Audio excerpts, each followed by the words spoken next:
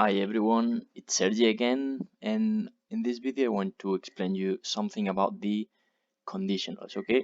This is the last part of the grammar in Unit 8, and you will see it's very easy. Remember that we will be doing some exams, so before anything, try to watch this video the times you need in order to make sure that you understand everything, okay? So this part is the first conditional, which is not in the book, but I want to explain it before going to the second conditional, which is the thing that it's in your book in Unit 8 at the end of it. Conditionals, okay? In Spanish, we use them a lot. And the first one, it's quite simple. We use it to talk about things which will happen in the future. And I'm putting here 80-90% of possibilities because nothing is 100% certain. So when I say tomorrow it will rain, well, it's not 100% of possibilities, but 80 or 90, okay? So in this case, it's the same. So I put two examples and with different colors that I will explain you exactly what it is. The first one says, if I don't sleep today, tomorrow I will be tired. In Spanish, okay, would be si no duermo hoy, mañana estaré cansado, okay? First thing to notice here is the if, which in Spanish is si, okay? This is what tells us that this is a conditional. Si esto pasa, okay? So if I don't sleep today, in here we're using the present, don't sleep, duermo, okay? What will happen tomorrow? ¿Qué pasará mañana? So I will be tired. This is the future. Okay? Estaré. So it's very easy to see that the structure is the present simple, where we find the if, the blue part, okay, this is the if clue, and in the other part we're going to use the will plus the infinitive, be, sing, sleep, whatever, okay? So actually this is the future simple, okay? Another example, and now you see that the colors are changed. So now we start with the orange part and we finish with the blue part, and you will see why, okay? So I will miss the bus for school if I wake up late. Again, I've put the if underlined, okay, see in Spanish. Here we change in the order and we say perderé el autobús si me levanto tarde, okay? In this one we started si no duermo, and here we end the sentence with si me levanto, okay? This is for you to see that the order is not important in this case and both options are correct, okay? Again, in the orange part, we need will plus the infinitive, in this case, miss, in Spanish, perderé, okay? In the blue part, we need the verb in the present simple. So, wake up, me levanto, okay, in Spanish. So, this is very simple, and you will see that the second conditional is more or less the same. What is the difference? Well, the difference is when we use it, and in this case, we use the second conditional to talk about consequences of unreal present action, an unreal present action. So something that is almost improbable to happen. Okay, if this was 80-90, here in the second conditional, maybe we're talking about 10% or 20%. Okay, the structure is a bit different. Before we used present simple in the if clause. Now we use the past simple in the if clause. Before we used will, and now we use would. Okay? Again, two examples. If I had a mansion, the blue part with the if, okay, LC, needs the past simple. Sorry for this. Past simple. So if I had is a past of have. So if I had a mansion, I would spend my holidays in it.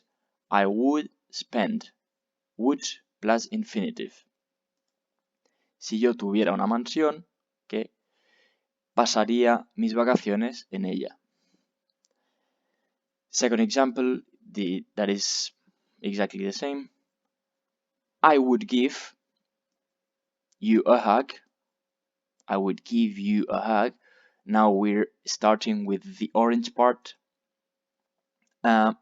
If I could. In Spanish, te daría un abrazo si pudiera. Okay? The order is the opposite, but the meaning is the same. Be careful because in this case we use a comma, but not here. Here we write all together. Okay? Again, we're using the past, could, which is the past of can, poder, and we use would plus the infinitive, give. Okay? So now, I give you one exercise that you have to fill in the video, and is the following. I want you to think of the negative form and the question form of the second conditional, okay? And after this, I will show you the answer, okay? So you have to translate. Si no tuviera una mansión, sería igualmente feliz. And the question, ¿qué harías si tuvieras una mansión? So, let's see if you have guessed the answer correctly or not. If I didn't have a mansion, didn't have is the past, okay? Because we are using the second conditional. So now we use the would plus infinitive. I would be happy anyway. Okay, el igualmente would be anyway. I would be, this is the part of would plus the infinitive, okay? You see that the only thing we have changed is didn't have instead of had. What happens with the question? Well, in this case, they are starting the question with a WH, so what?